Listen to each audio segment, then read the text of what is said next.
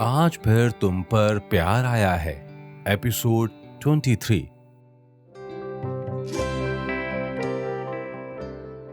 कहावत है, रात गई बात गई। कई मामलों में होना तो यही चाहिए, क्योंकि जितना मामलों को हम खींचते हैं उतना ही दुख होता है। इसीलिए पंजाबी में कहावत है, मिट्टी पाओ, यानी मिट्टी डालो पुरानी बातों पर, झगड़ों पर, नाराजगी पर और जिंदगी में आगे बढ़ जाओ। लेकिन हमें आदत होती है, हम अपने को तकलीफ में रखते हैं, बिना ये जाने हमारी तकलीफ का जिम्मेदार दूसरे नहीं, हम खुद हैं। दूसरे परिस्थिति खड़ी कर सकते हैं, लेकिन उन परिस्थितियों में प्रतिक्रिया करना हमारे बस में होता है। किसी को सबक सिखाने, बदला लेने की हम प्लानिंग करते हैं तो पहली तकलीफ हमें खुद ही होती है। अभी तो कुछ ऐसा ही हाल शिखा का था।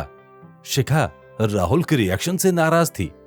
शिखा ट्रिप पर जाने तो वाली थी, पर राहुल को मजा चखाने के लिए उसने रुकने का फैसला किया। ये बात राहुल को सुबह पता चली। सुबह जब राहुल उठकर कैंटीन में आया तो शिखा प्रिया से गप्पे लड़ा रही थी। दरअसल प्रिया काम कर रही थी और शिखा सिर्फ बातें कर रही थी। अरे शिखा, तुम ट्रिप पर नहीं गई? राहुल ने पूछा। प्रेम, तुम साथ नहीं गए ना, इसीलिए नहीं गई। मैंने अभी ट्रिप का प्रोग्राम टाल दिया है, कुछ जरूरी काम याद आ गए थे, शिखा ने जवाब दिया। अच्छा, कुछ काम भी करती हो? मुझे तो लगा सिर्फ घूमती रहती हो। राहुल ने चुटकी ली। घूमती भी हूं और जरूरत पड़ने पर घुमाती भी हूं, वक्त वक्त की बात है। शिखा ने नजरें तिरछी कर राहुल को देखा। घूमना घुमाना बाद में, पहले ये बता खाएगी क्या? प्रिया ने पूछा। मेरी जान, तू जहर भी खिला देना तो प्यार से खा जाऊंगी, पर मुझे देने से पहले इस खड़ूस को जरूर देना, शिखा ने हंसते हुए कहा। राहुल मुंह बनाकर किचन में किनारे खड़ा हो गया। उसे इंतजार था उसके पार्टनर अजय का, जिसके साथ राहुल सबसे ज्यादा कंफर्टेबल महसूस करता था। हालांकि अजय अभी डिलीवरी में बिजी था। मैं कुछ मदद करूं डिलीवरी में? राहुल ने पूछा। हाँ प्रेम, सुनो, तुम तो बैठ ही जाओ। पिछली बार गए थे, याद नहीं क्या हुआ? प्रिया ने चुटकी लेते हुए कहा। हाँ याद है, कमरे में भूतनी दिख गई थी मुझे, राहुल ने हंसते हुए कहा। देखो, पहले पालतू चूहा और अब भूतनी। तुम यकीनन मेरे होटल के दुश्मन हो, अफवाहें फैला रहे हो होटल के बारे में, प्रिया ने हंसते हुए कहा। प्रिया को हंसते हुए देखना राहुल को बहुत अच्छा लग रहा था। वो एकटक प्रिया को काम करते हुए देख रहा था। काश इस वक्त वो फोन शुरू कर पाता और प्रिया की एक फोटो क्लिक कर पाता। वैसे अगर फोन ऑन होता तो प्रिया की दर्जनों फोटो उसके फोन में होती। राहुल लंबी सांस लेकर रह गया। उसे ध्यान ही नहीं था शिखा की निगाहें उसी पर लगी थी। बहुत खूबसूरत है ना? शिखा ने किचन से टमाटर को हाथ में लेकर कहा। इसमें क्या खूबसूरत है, सारे टमाटर एक से होते हैं, प्रिया ने कहा। अरे कोई प्यार करने वालों से पूछो, टमाटर में क्या फर्क होता है, क्या रंग है, क्या रूप है, क्या चमक है। शिखा मस्ती की मूड में थी। जब देखो नौटंकी, तेरी नौटंकी कभी खत्म नहीं होती, प्रिया ने कहा। राहुल समझ रहा था शिखा उसे चिढ़ रही है, लेकिन वो ये बात प्रिया के लिए कह रही है या अपने खुद के लिए, राहुल ये नहीं समझ पा रहा था। उसकी आंखों में एक सवाल था जिसका जवाब शिखा नहीं दे रही थी। कुछ ही देर में अजय भी डिलीवरी कर कमरे में दाखिल हुआ। अजय, तुम ही प्रेम को कुछ कपड़े दिला दो। प्रेम मेरी तो मानेगा नहीं, वरना मैं ही गिफ्ट कर दूं, शिखा ने कहा। हाँ, आज चलते हैं मार्केट, चलोगे ना प्रेम? अजय ने कहा। फाइन, मैं भी कब से यही कपड़े पहन पहन कर थक गया हूं। मुंबई में तो मेरे पास कपड़ों की कमी नहीं, लेकिन रास्ते में बैग चोरी हो गया।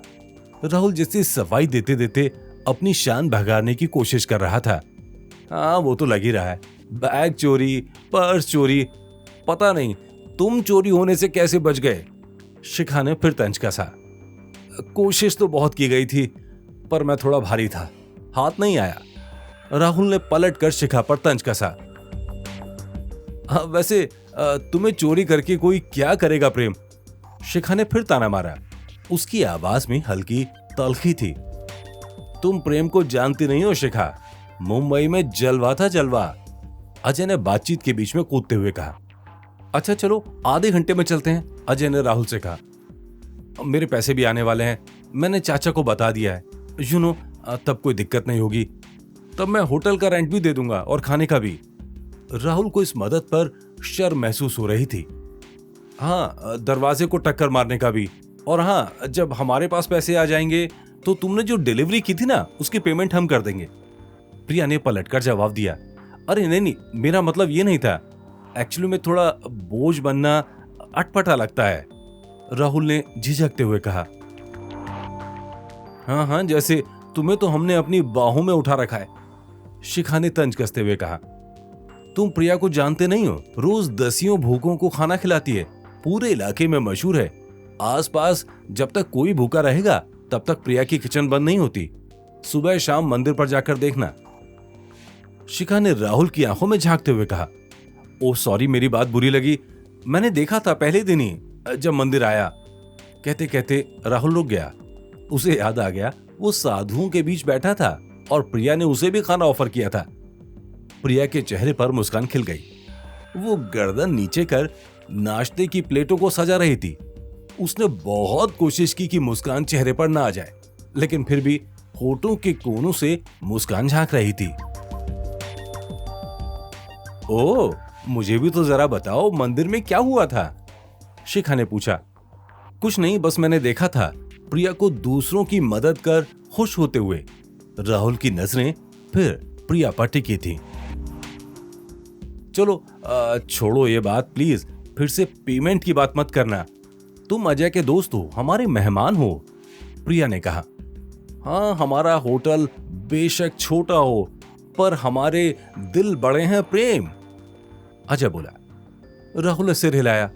मुझे भी कुछ सामान चाहिए, मैं भी चलती हूं, प्रिया ने कहा। राहुल के दिल में एक हुक उठी, मीठी सी गुदगुदी।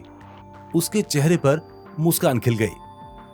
और मैं भी, शिखा ने हाथ उठाते हुए कहा। राहुल के चेहरे के रिएक्शन एकदम से बदल गए। नाश्ते के बाद और दोपहर के लंच से पहले चारों मनाली मॉल रोड पर पहुंचे। हल्की धूप खिली हुई थी, मौसम काफी अच्छा था। शिखा और प्रिया आगे चल रहे थे, राहुल और अजय पीछे मनाली की बातें करते हुए बढ़ रहे थे। बात ही बात में अजय ने राहुल को कुछ नोट थमा दिए। प्लीज, मेरे पास अभी इतना ही है, कहकर अजय आगे बढ़ गया। राहुल की जिंदगी में कभी यह मौका नहीं आया था जब उसे किसी से पैसे मांगने पड़े हों। बचपन में, जवानी में, कॉलेज में, कभी नहीं। अब तो वो खुद करोड़ों में खेलता था। उसका चेहरा पैसे लेते ही लाल हो गया। वो वहीं खड़े होकर उस वक्त को कोस रहा था जब उसने कामनी पर भरोसा किया।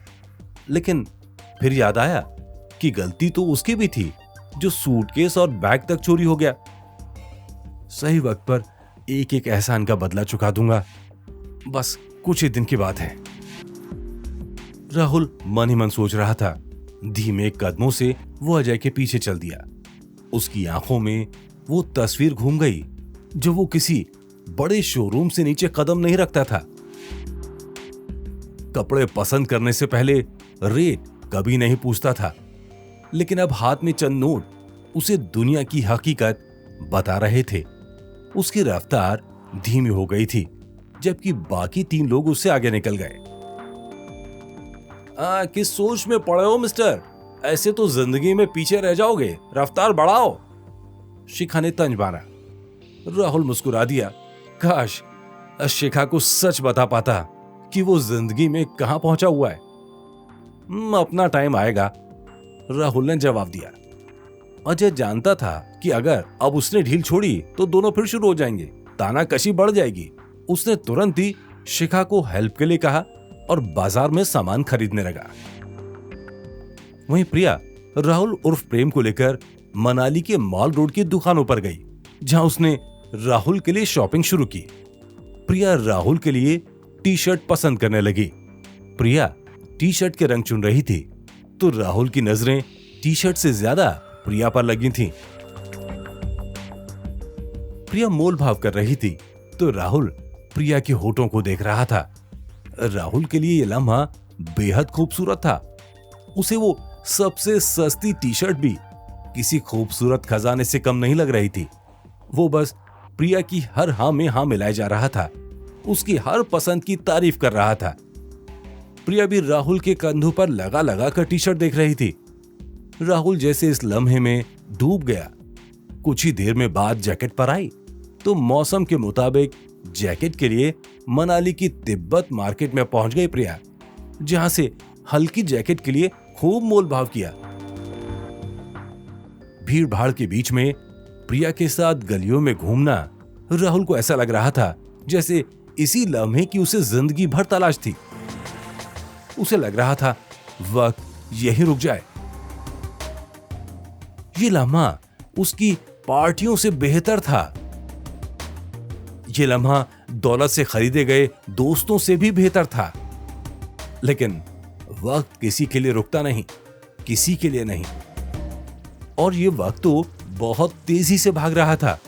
ये वक्त राहुल को कहां लेकर जाने वाला है, ये खुद राहुल को नहीं पता।